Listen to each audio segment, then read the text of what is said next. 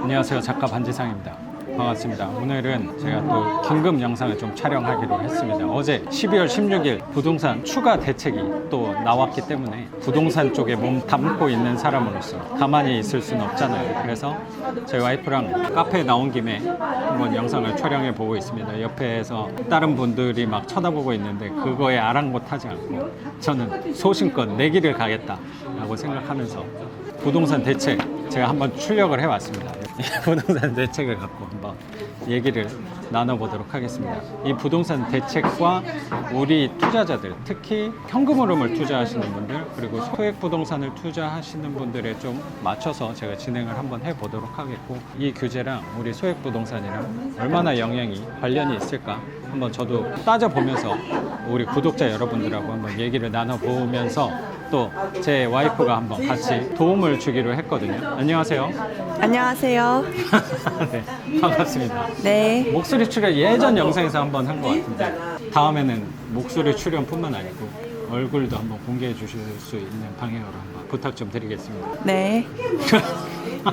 감사합니다.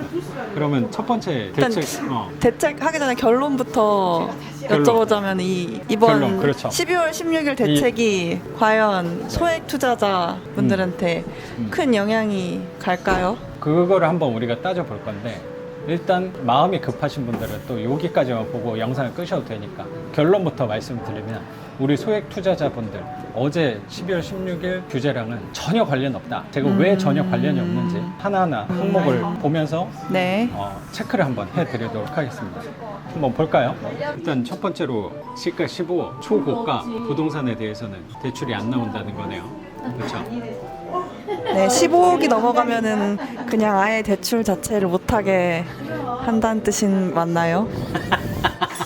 그렇죠. 근데 이 15억이 넘어가는 부동산에 대해서는 어쨌든 우리랑은 별로 상관이 없는 거니까, 이게 사실 저는 생각이 드는 게 굉장히 현실성 없는 거 아닌가. 15억 넘는 거 부동산을 매수하는 사람들, 저는 시장이 얼마나 존재할지 잘 모르겠어요. 그리고 우리같이 한 1억 미만 소액 부동산 투자하시는 분들은 제가 생각할 때 별로 관련은 없는 얘기니까. 그리고 9억 초과분에 대해서는 LTV를 20%로 하향한다는 내용인데, 그래서 9억 이하까지는 LTV가 40%고 9억 이상 15억, 9억부터 15억까지는 LTV가 20%라는 거예요. 궁금한 게 15억이 넘는 주택을 예를 들어서 구매하려고 한다면 네, 앞으로 9억까지는 기존과 동일하게 40%지만 그렇죠. 9억이 넘는 초과금에 대해서만 20%를 해준다는 말이 맞는 거죠? 그렇죠. 뭐 예를 들어서 10억짜리 9억까지는 40%니까 3억 6천을 대출해주고 1억 분에 대해서만 20%니까 2천만 원, 3억 8천을 대출 받을 수 있는 거죠. 규제 내용에 따르면. 그러면 9억이 넘는 주택이 아니면 또 별로 의미가 없는 거네요. 그렇죠. 이 9억을 넘는 부동산을 실제로 매수할 수 있는 사람이 저는 얼마나 될지 모르겠는데, 그리고 그 사람들이 과연 대출을 얼마나 받을까. 그러니까 10억을 예전에 대출 받았을 때는 4억을 대출 받았다는 얘기예요.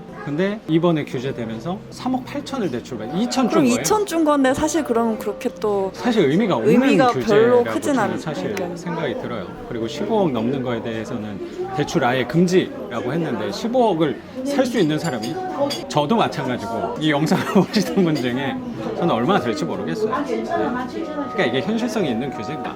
그 사람들, 현금이 많은 사람들이 보통 들어가는 주택일 텐데 그럼 왜 규제를 한 걸까요? 보여주기라고 저도 생각을 합니다. 조심스럽긴 한데. 그리고 대출 규제에서 5번째 항목으로 나온 것 중에 하나가 주택 구입 목적 사업자 대출에 대한 관리 강화인데, 여기서 사실 오해하고 있는 부분들이 있더라고요. 이 규제 때문에 사업자 대출이 안 나온다라고 생각하시는 분들이 계셔서. 투기 과열지구까지 적용 범위를 확대한다는 게 그렇지. 기존에도 규제 받고 있었던 내용이에요. 주택 임대업, 매매업은 기존부터 대출이 규제가 돼 있었던 데였고, 그 이외의 사업자에 대해서는 주택 구입 목적의 담보대출 취급을 금지한다라는 거를 기존에는 투기 지역에서 투기 과열 지역까지 범위를 넓힌다는 거예요. 근데 이게 포인트가 뭐냐면 투기 과열 지역도 이미 하고 있었던 거예요. 그런데 범위만 넓힌다는 거예요. 근데 그 범위를 넓히는 게 저는 의미가 있을까라고 사실 생각이 듭니다. 원래 대출이 안 나왔는데. 그리고 이건 역시 우리랑 별로 상관없는 규제라고 저는 생각을 합니다. 아, 그러니까 지금 이 대책 같은 경우에도 결국은 허울뿐인 거지. 허울뿐인 거네요. 지금까지만 봤을 때는 뭐 별로 그럼 이 대책이 영향이 없다. 별로 영향이 아주 영향이 없다고 하나도 보면 그럼 별 상관없네요. 별로 그러면은. 상관이 없죠. 걱정하지 않아도 되겠어요. 그렇죠. 여섯 번째, 주택 임대업 개인 사업자에 대한 RTI 강화예요. 일단 RTI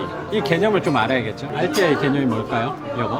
이자 상환 비율인가요? 이자 상환 비율이라고 했는데 이게 기존에는 1.25였어요. 근데 개선된 것부터 1.5배로 강화하겠다라고 하는데 이게 사실 이것 또한 의미가 없어.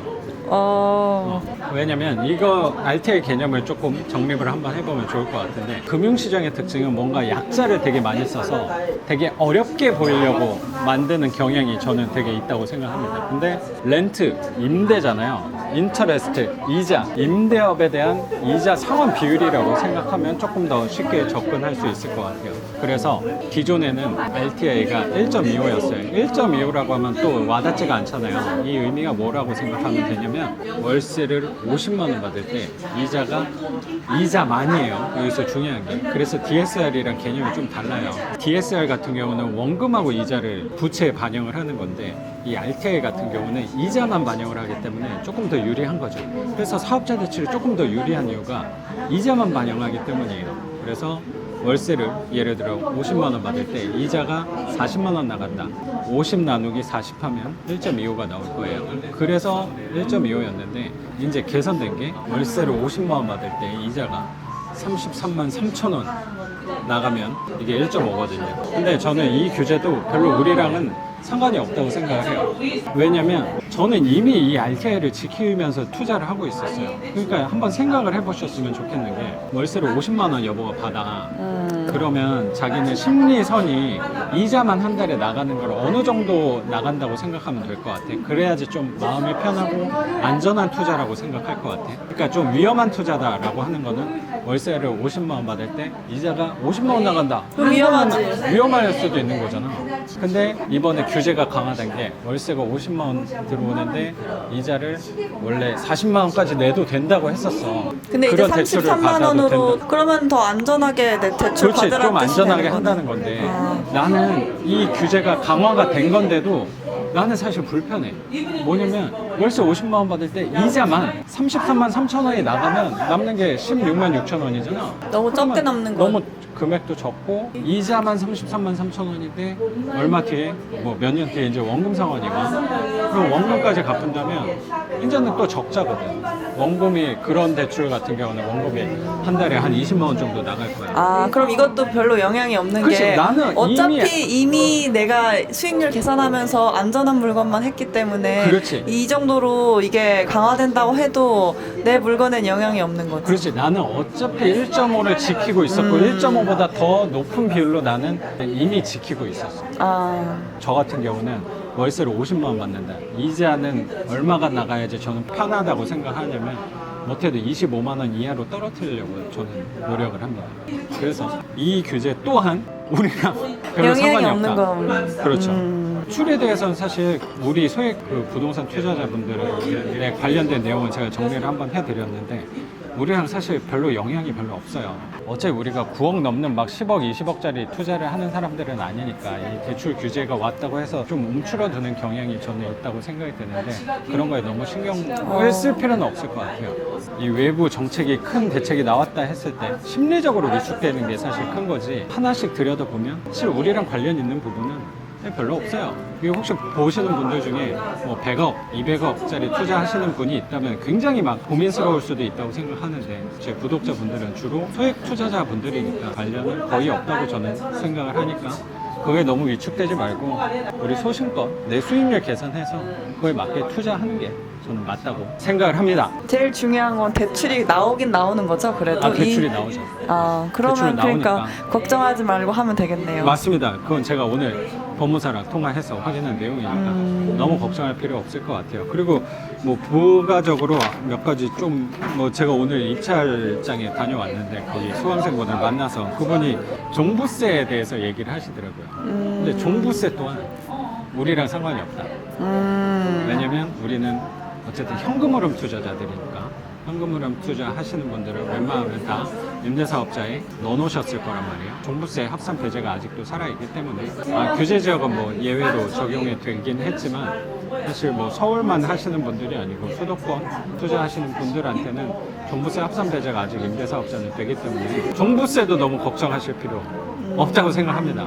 다시 말씀드리지만 우리는 10억, 20억, 뭐 100억짜리 투자하는 사람들은 아니라고 생각을 해서 그 규모가 되면 그때 가서 저는 항상 고민하자라고 생각을 하고 있습니다. 임대사업자 취득세, 재산세 혜택 축소하겠다 뭐 이런 내용도 있는데 이것도 하나 오해하고 있는 게 임대사업자는 취득세 혜택을 다 받는 거라고 생각하는데 그게 절대 아니에요. 원래 기존에도 혜택이 없었던 건가요? 기존에 이거는 이미 혜택이 없었어요. 아. 그건 신축 분양받는 사람들한테 취득세 면제를 해줬는데 일부 면적 가액에 맞는 부분들에 대해서는 면제를 해줬는데 경매로 낙찰받거나 아니면 9억을 새로 취득하는 경우에는 취득세 혜택이 원래 없었습니다. 그래서 취득세 혜택 축소 뭐 이런 거 저희랑 전혀 상관없고 취득세랑 재산세 왜 가액 기준을 추가한다고 하는데 수도권은 6억 이하 그리고 지방은 3억 이하 뭐 가액을 추가한다고 얘기가 나왔어요. 근데 이런 부분도 이미 우리는 1억짜리 하는 건데 가액이 뭐 얼마건 우리는 무조건 재산세 혜택은 받을 수 있는 걸로. 그래서 얘 또한 해당 사항이 없다. 그러니까 이번 규제는 저는 막 되게 강력한 규제다라고 하는데 저한테 걸리는 게 하나도 없어요. 저한테 해당되는 사항이 하나도 없기 때문에 서울 아파트 뭐 그런 부분 좀 영향은 있겠지만 토익 투자자분들은 그렇게 신경 쓸 필요 없지 않을까 저는 생각합니다. 오늘 도와주셔서 감사합니다. 네, 와이프. 감사합니다. 네, 오늘은 긴급 영상으로 아침에 제가 영상을 하나 올리긴 했지만 오늘은 처음으로 하루에 2개 영상을 올리게 됐습니다. 오늘 영상은 여기서 마무리하고 저는 또 내일 영상으로 찾아뵙도록 하겠습니다. 작가 반지상이었습니다. 감사합니다. 감사합니다.